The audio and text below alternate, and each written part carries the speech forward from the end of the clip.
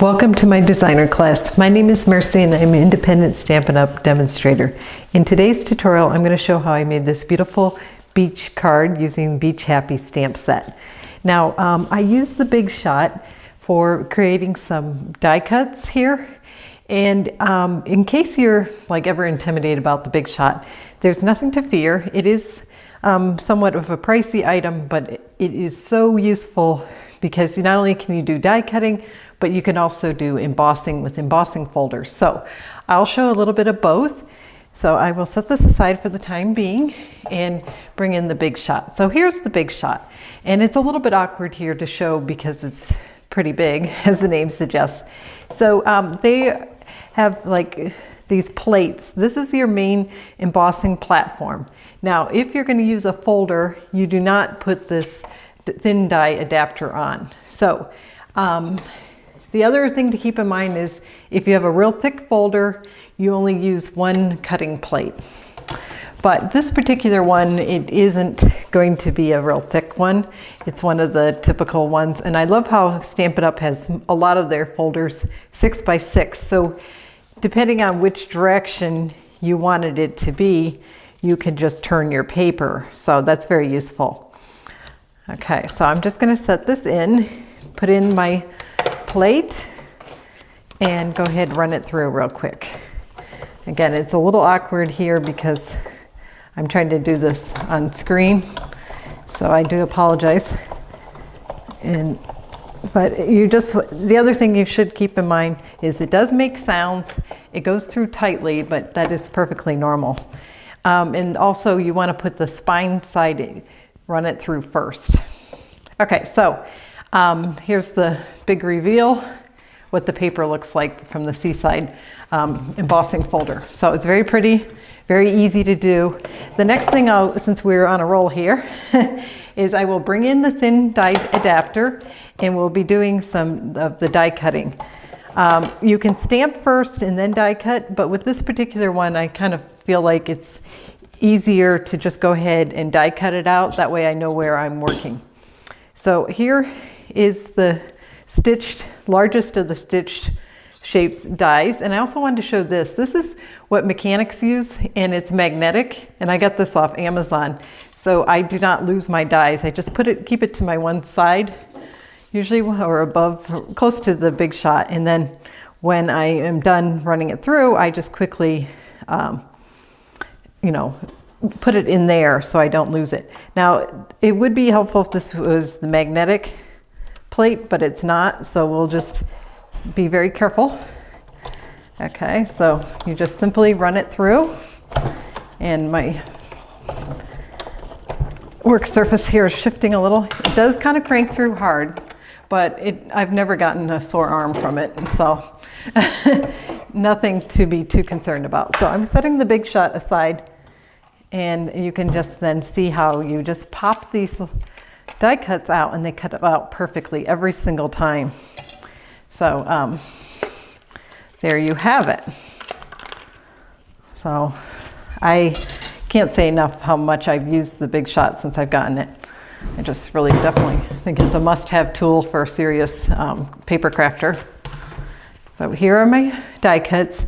Now when I first was doing the card, I had to play around a little bit with it, and one of my suggestions here is to get cut out an oval. This is from the Layering Oval Framelits, and this was the second largest of the straight ones. And what I used earlier also was the stitch shapes that made this nice little stitching. So anyhow, just practice a little bit, draw circles on some printer paper, and you can stamp. It won't come out perfectly, but if you're concerned to waste cardstock, this is one way you can practice. So just a little tip. I will set that aside now, and we will start some real stamping. Okay, so bringing in my little oval here, I will start with, here's the stamp set. I will start by doing the tree. And the reason why I do the tree is this is a photopolymer. It's very easy to line up. Oh, I'm grabbing the wrong thing here. Can't talk and do things. And so it's better to do it that way, I feel like. So I'm bringing in some of my ink, this is Pear Pizzazz.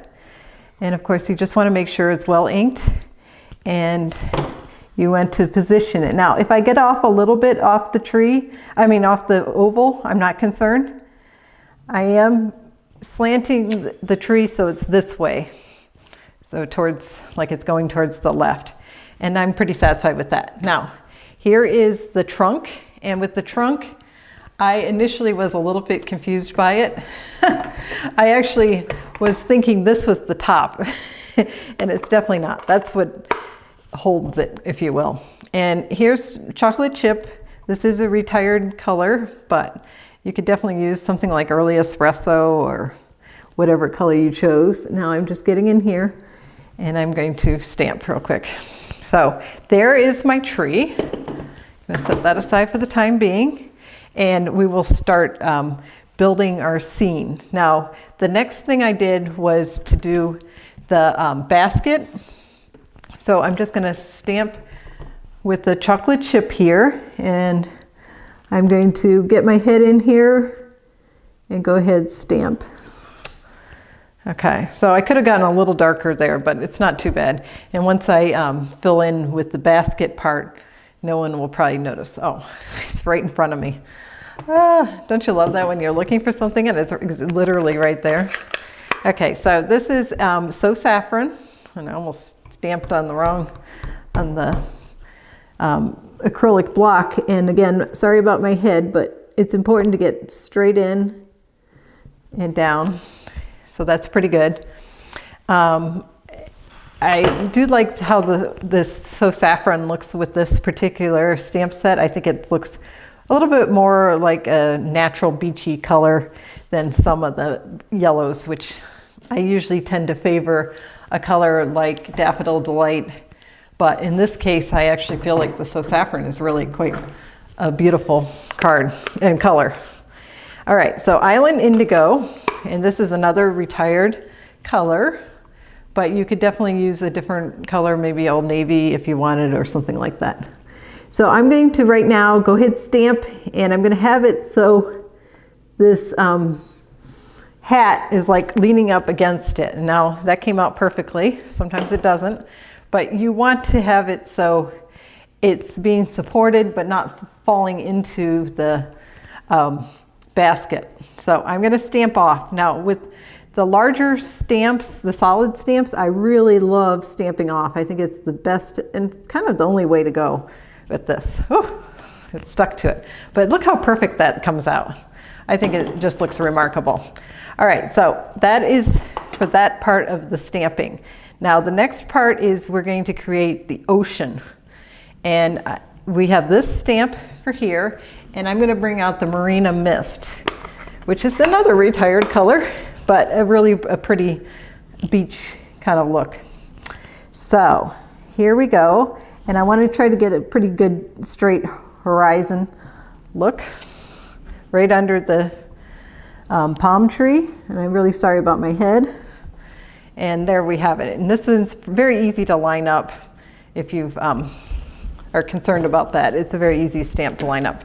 So now that we got that done, now it's time to create a little bit of water and a little bit of sand. So for the sand, I'm going to bring in Crumb Cake, and then for the water, we will use the Marina Mist again. And of course, we need my sponge daubers. Here they are. I started off with the sand. Oh, I almost put them in the wrong one. And I love using sponges, but sponge daubers do work better for this because it's more fine work, if you will, because we don't really want to get it into the basket or anything. So we're just being real careful how we go about this. But I don't feel like there's any need to mask with this. If you're careful, you can get a pretty good look without masking. So there we have. I think that's pretty good for my sand, if you will. Okay, setting that aside. Now we're bringing in, oh, I actually didn't use Marina Mist. I used soft soft sky the previous time, so I guess that might look a little odd now. I should have paid attention to my example here. But if you want it more subtle, go with like a pool party or soft sky. But I think because I already kind of did start off with the Marina Mist, I should kind of continue. But again, darker colors, it's a little harder to blend it in and not get it on the hat, etc. So I did think the soft sky was a little bit better choice, just so an FYI. Okay, so there we have our ocean, if you will. And I think that looks kind of cool to have this little miniature scene of the beach. And the next step is, of course, to bring in our die cut here, which is the scalloped oval.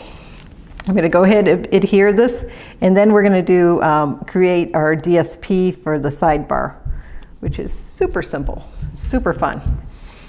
I'll just get a few of these stamp pads aside, and I will use the Marina Mist for this next part. So my glue, close that up real quick so we don't have a mess, and I will bring in my paper. Okay, so for this, I do suggest just stamping at an angle. You're not going to get it straight, so why make it look intentional to be at an angle is my best advice. So here we go. Thanks, and it can be off the page a little. I didn't get that in too well. And it does not have to be perfect. So just keep stamping your way down. And part of it will be covered, but part won't, of course. I missed a little. And I do like just like tapping with these foam pads. Don't shove it down in. You're going to make a huge mess and you're going to regret it. And then, so that looks pretty good. I'm pretty happy with that. And it just adds a nice little touch, I feel like. Now, another thing I wanted to talk about is the stamping chamois. These I keep in a case, and they stay moist if you just wet them down initially, and then just keep them in your case. If you do a lot of stamping, you can just keep it indefinitely in that way, and once in a while rinse it out and in warm water. You don't have to use soap, and just keep it in there. Now, if you do stamping infrequently, they do advise you just let it dry out between uses and you just wet it down. They're wonderful.